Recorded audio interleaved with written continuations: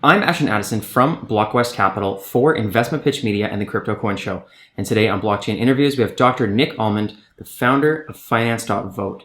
Nick, welcome to the show. Pleasure to see you. And I'm excited for this discussion into the world of governance in DeFi.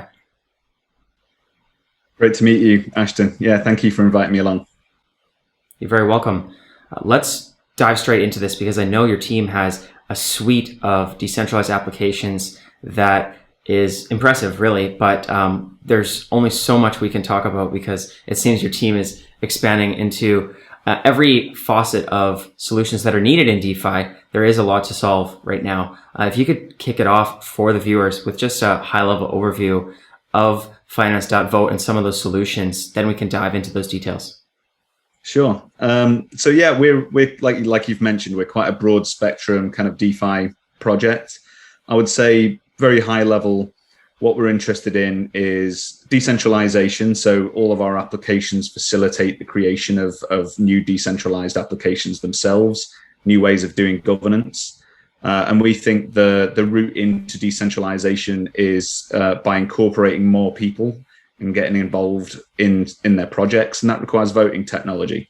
So we're kind of building everything that DAOs need through the medium of giving people a voice, giving people a vote, and building new and interesting ways of doing blockchain governance. Mm-hmm. Definitely, and thanks for that, Nick. And the DAOs have been around since people have heard of the Ethereum DAO back in 5 years ago now, but it seems there's still a lot to be done. Can you talk about in the DeFi industry, in the more recent years and in DAOs, what are some of the problems that your team saw pinpointed and some of the solutions that you're looking to grow so we can really take both of these to the next level? Sure. So yeah, I mean, it was the DAO that probably made me really fall down the crypto rabbit hole. So I was interested in Bitcoin for a long time. I used to teach cryptography, but I ended up working in governance in large institutions. And the potential to build organizations on the internet is the thing that I thought is really going to change the world completely. And so the DAO, as we kind of know, ended very badly through to a kind of smart contract bug, which we see all the time. But that was particularly bad one because it had, a huge amount of the Ethereum assets at the time locked in it. And it was all very traumatic for everyone involved. And it kind of put everyone off for a few years. But very recently, over the last year or two, they've started to kind of really rush back into the scene. So what they facilitate is, I think of them as hubs of human coordination. So they're ways for people to collaborate on the internet in ways that we've never been able to do that before.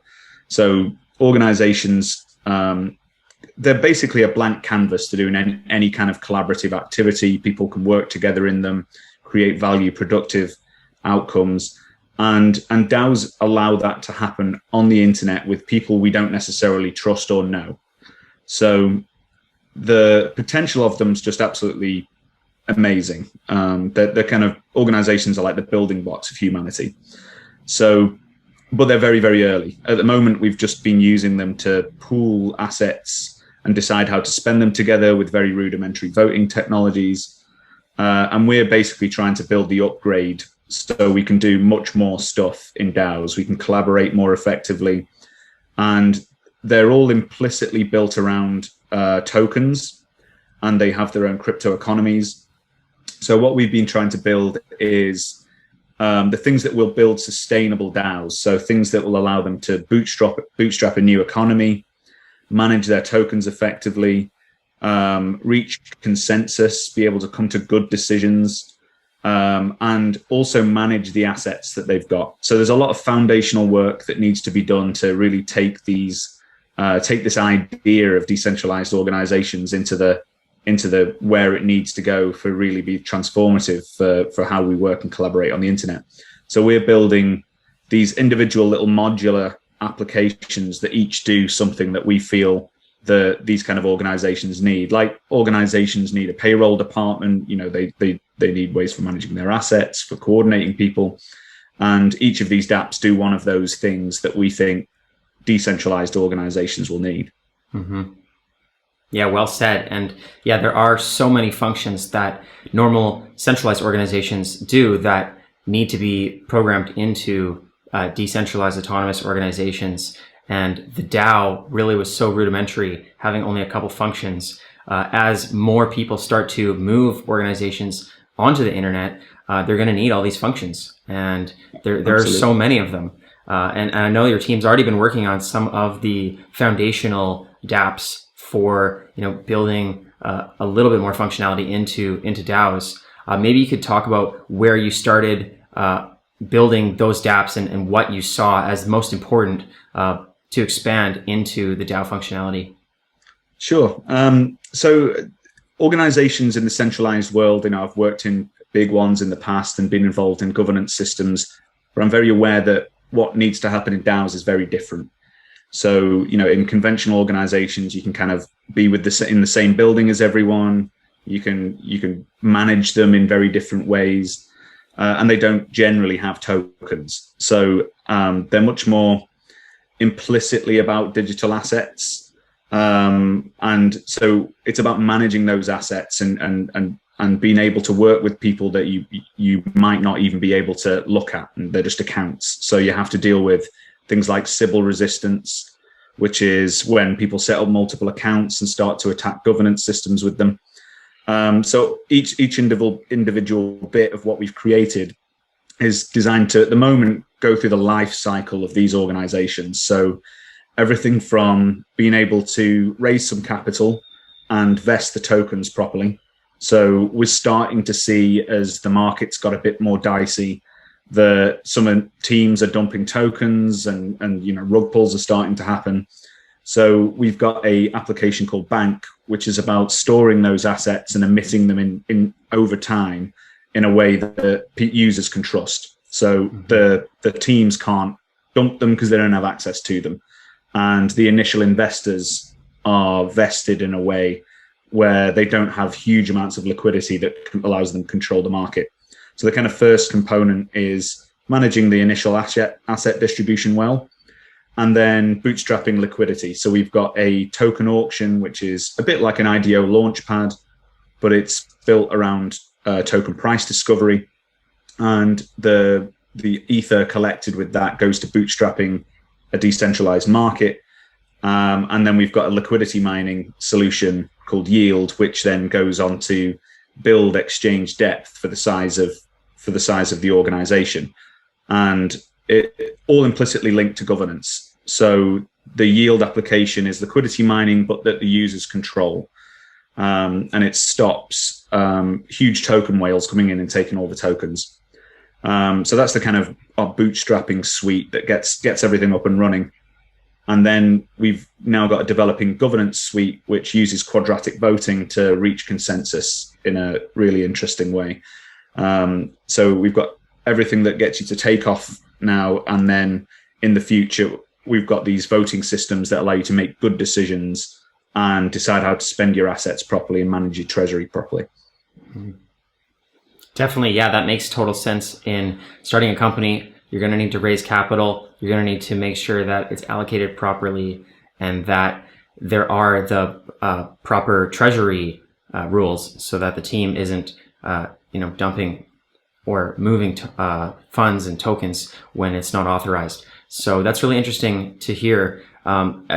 Definitely an improvement from the current models, and a lot of it's just on handshakes and SAFs that may or may not be enforceable with non-anonymous or even anonymous teams.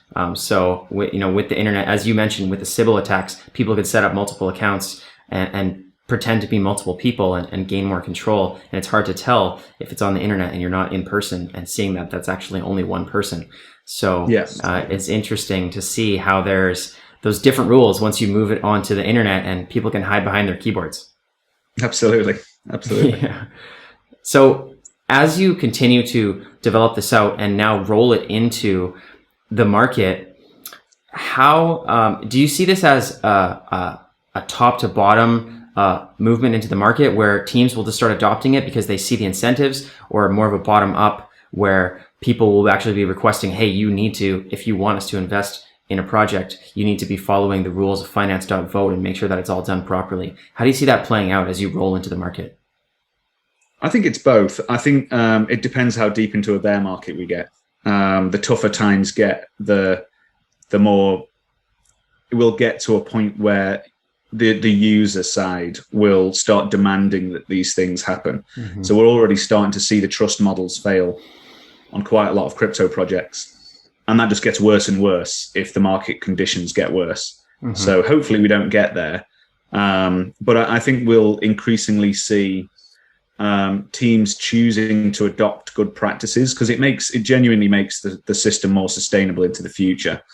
So, you know, we'll increasingly move into an environment where if you haven't raised and haven't set up the project with good practices originally, the market can change from underneath you, and then you're stuck with a project that no one trusts now. So in a kind of trustless environment, it's best to set it up in a way that you can provide good assurances. You'll find if you're sitting in a Telegram room and users are asking you difficult questions over and over again, it's better that you've got a good answer where you can say, look at our vesting system.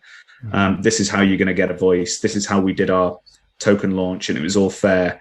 And it's just easier to run a project in a long-term sustainable way if you've got good answers to all those questions. And, you know, using our dApps allows you to answer those questions effectively. So I think it'll be a combination of both.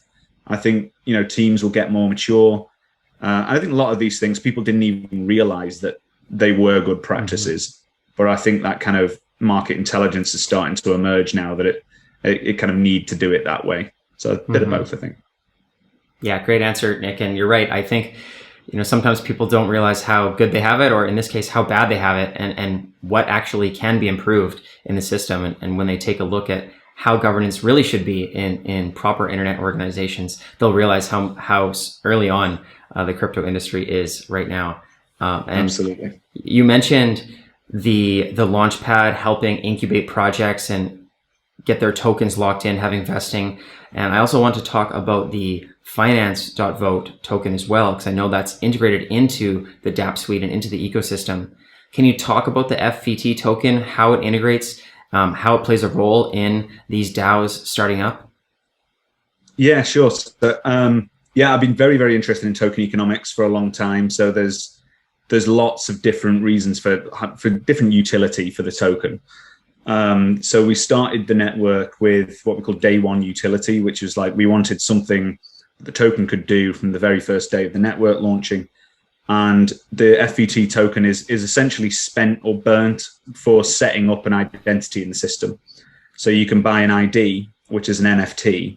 So we created one of the first NFTs with both aesthetics and utility. So they're kind of beautiful bits of art, but also it's a voting ID that you can partake in our systems with.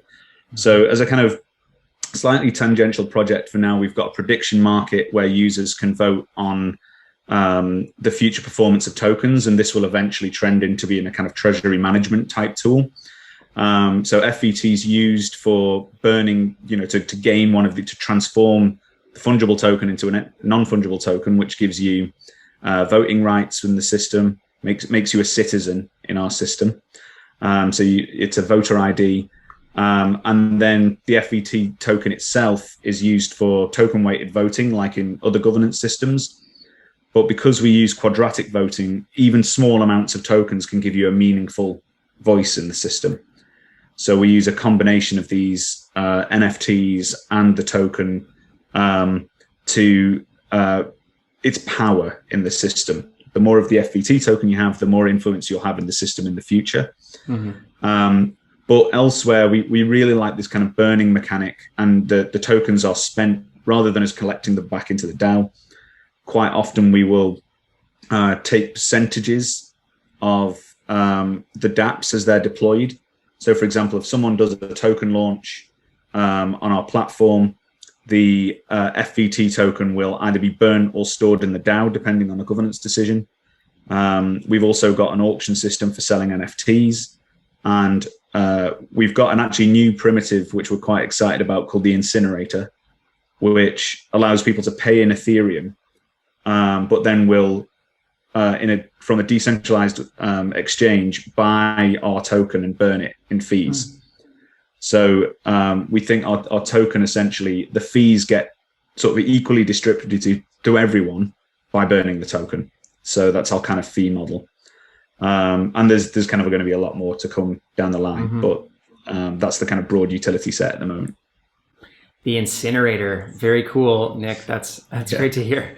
And yeah, I just want to go back to the fact that you're building out all these functionalities for DAOs. You mentioned there that FVT works within the finance.vote DAO, and you really want the community to help shape the future of this as well and be a part of it. And it's not some small centralized project. It's actually a community governed project. And you also have the Decentralized Monetary Fund as well, the DMF. Maybe you could just talk a little bit more about the long-term vision of the finance.vote DAO and the DMF. Sure. So the DMF is to play on the IMF, that we thought that would be pretty funny. And it's kind of takes on a similar sort of role. It manages the monetary policy of our system. So our token holders, in order for this to be sustainable in a long period of time, we want the users to have full control of the token economy. So we're burning a lot of tokens. They can essentially create new tokens. So there's an inflationary, deflationary dynamic that only the users will control.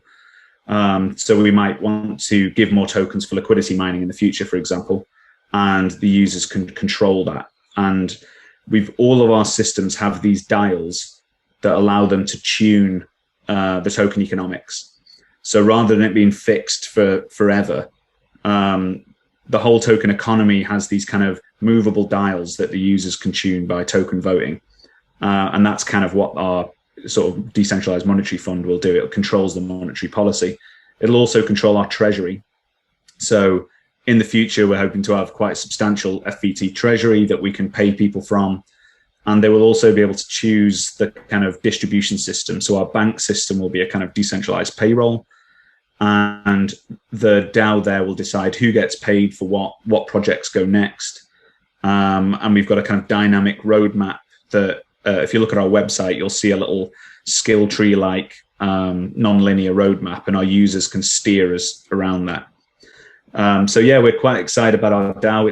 It's not open yet, but it will collect treasury assets in a way that we can hand off power to the users without it being a massive risk to the system. So it'll pick up more power over time. So yeah, we're hoping to do some interesting new things in DAO design there. Very cool. And yeah, I'm looking forward to seeing that open and seeing the community flood in. And I really do. I looked at the website. I saw the tree map that you show all the different functions for the different dApps that are coming out. And it looks extensive. And I'm excited to see it come to fruition.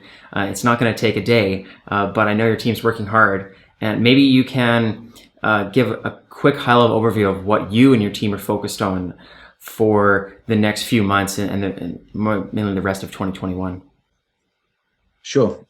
So yeah, we've been working incredibly hard to kind of get the first iteration of the dApp suite together, which has got at the moment five dApps. And we're just over the next few months kind of getting them into a nice working order that we can start to push out to our partners and start launching DAOs. But we've got some more plans in the future. But there's actually some apps on there that aren't even in the roadmap yet. We've got about 12 or 13 roadmaps out. Some of them are kind of iterations of previous ones. So we have a kind of whole governance suite. So our first one, Influence, is a kind of signaling app. And then we've got Proposal and Decision, which is a 3-step decision-making process, where decision is the really high stakes decisions where we're changing our monetary policy and paying out large amounts of money. And that's our kind of governance suite. In that, we use quadratic voting to do AMAs. So we've got an AMA platform in there, which will allow the community to be able to ask questions to their partner projects and all that sort of stuff. And then we've got 2 other components. One is what we call market discovery, prediction and market discovery. So I'm super interested in where Futarchy might go. It's very early, but the merger of prediction markets and decentralized governance is going to be huge in the future. And so we're exploring prediction market design and also discovering the price of new assets. So DAOs will want to collect things like NFTs and then auction them to find out what they're worth. And that's kind of what that whole suite of bits does. And then we've got a kind of another period, which is more about social trading and social consensus. So we've got a system called identity.vote, which is going to use our NFTs to do decentralized reputation. And we've also got systems where people can collaboratively trade together. And that's our kind of whole treasury stack, where being able to not just sit on a load of network assets, but be able for a DAO to hold quite a diverse treasury of LP tokens, partner tokens, NFTs. And we've got a suite of application that leads to a kind of decentralized fund system over time. So they're all different subcomponents that sort of stick together to create one big mega DAO, I would say, at the end. All very exciting. I'm looking forward to following that roadmap. And it's crazy. Your team has, what I've seen, such a larger and more precise roadmap than most projects, because there's just so many things that your team has planned. It's very ambitious. For the viewers that are looking to follow along with these dApps as they roll out, learn more about the finance.vote DAO, what's the best way for them to get involved in the project? Sure. So good place to start is our Twitter account, which is at finance.vote with the DOT, one big long word, and then join our Telegram. So again, finance.vote. And you'll be able to find our Discord there. And our Discord's just about to get exciting. We've got a kind of a growing governance system in there. We've got these identity gated rooms opening up, and there's going to be lots of opportunities for people to come along and do some work for us. So we've got a whole kind of work-based system coming out where there's people can turn up and do little bits of work, and we're trying really hard to be as inclusive as possible, get people of all skill sets to come in and get involved. So yeah, find our Discord, join our Telegram. It's the best way to find us. Great. Thank you so much, Nick. I will leave those links in the description box below as well. All the best with all the continued work that your team is working on, and let's follow up in the near future. Yeah, great talking to you, Ashton.